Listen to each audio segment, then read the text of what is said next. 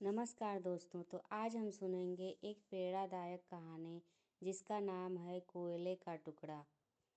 अमित एक मध्यम वर्गीय परिवार का लड़का था। वह बचपन से ही बड़ा आज्ञाकारी और मेहनती छात्र था, लेकिन जब से उसके कॉलेज में दाखिला लिया था उसका व्यवहार बदलने लगा था।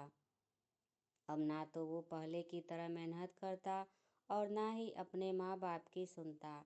यहाँ तक कि वो घर वालों से भी झूठ बोलकर पैसे भी लेने लगा था। उसका बदला हुआ आचरण सभी को चिंता का विषय बन गया था। जब इसकी वजह जानने की कोशिश की गई तो पता चला कि अमित बुरी संगति में पड़ गया है।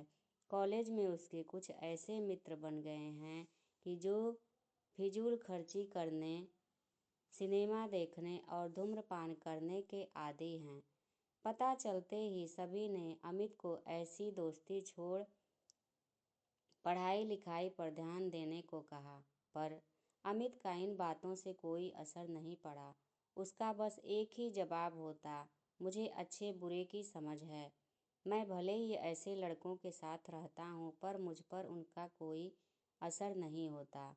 दिन ऐसे ही बीतते गए और धीरे धीरे परीक्षा के दिन आ गए। अमित ने परीक्षा से ठीक पहले कुछ मेहनत की पर वो पर्याप्त नहीं थी। वह एक विषय में फेल हो गया। हमेशा अच्छे नंबरों से पास होने वाले अमित के लिए ये किसी जोरदार झटके से कम नहीं था। वह बिल्कुल टूट सा गया। अब ना तो वह घर से निकलता और ना ही किसी से बात करता। बस दिन रात अपने कमरे में पड़े कुछ सोचता रहता। उसकी यह स्थिति देखकर परिवारजनों और भी चिंता में पड़ गए। सभी ने उसे पिछला रिजल्ट भूल आगे से मेहनत करने की सलाह दी, पर अमित को तो मानो सांप सूंघ चुका था। फेल होने के दुख से वो उबर नहीं पा रहा था। जब ये बात अमित के पिता पिछले स्कूल के प्रिंसिपल को पता चली तो उन्हें यकीन नहीं हुआ। अमित उनके प्रिय छात्रों में से एक था और उसकी यह स्थिति जान उन्हें बहुत दुख हुआ। उन्होंने निश्चय किया वो अमित को इस स्थिति से जरूर निकालेंगे। इसी प्रयोजन से उन्होंने एक दिन अमित को अपने घर बुलाया। प्रिंसिपल साहब बाहर बैठे अंगीठी ताप रहे थे। अमित बगल में बैठ गया। अमित बिल्कुल चुप था और प्रिंसिपल साहब भी कुछ नहीं बोल पा रहे थे। 10-15 मिनट से ऐसे ही बीत जाने के बाद गए पर किसी ने एक शब्द नहीं कहा। फिर अचानक प्रिंसिपल साहब उठे और चिमटे से कोयले के एक धधकते टुकड़े को निकाल मिट्टी में डाल दिया। वह टुकड़ा कुछ देर तो गर्मी देता रहा पर अंततः ठंडा पड़ बुझ गया। यह देख अमित कुछ उत्सुक हुआ और बोला, प्रिंसिपल साहब, आपने उस टुकड़े को मिट्टी में क्यों डाल दिया? ऐसा तो वो बेकार हो गया।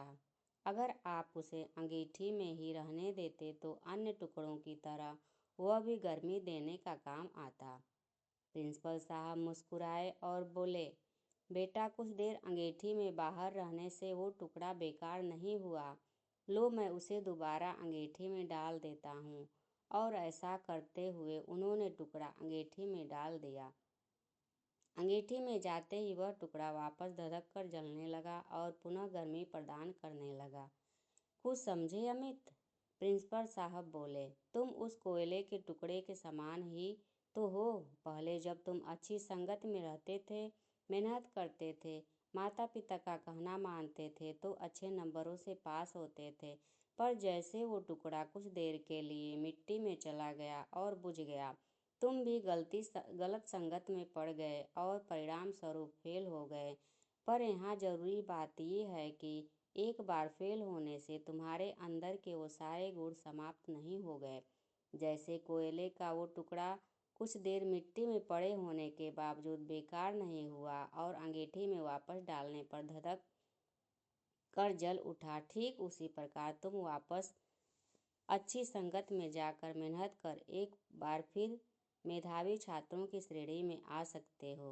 याद रखो, मनुष्य ईश्वर की बनाई हुई अच्छे से अच्छे कामों में श्रेणी में आ सकते हो। याद रखो, मनुष्य की बनाई हुई सर्वश्रेष्ठ कृति है उसके अंदर बड़ी से बड़ी हार को भी जीत में बदलने की ताकत है।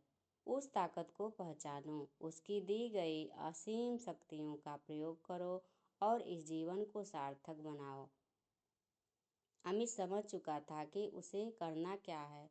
वह चुपचाप उठा, प्रिंसिपल साहब के चरण स्पर्श किए और निकल पड़ा अपना भविष्य बनाने के लिए। नमस्कार दोस्तों, धन्यवाद।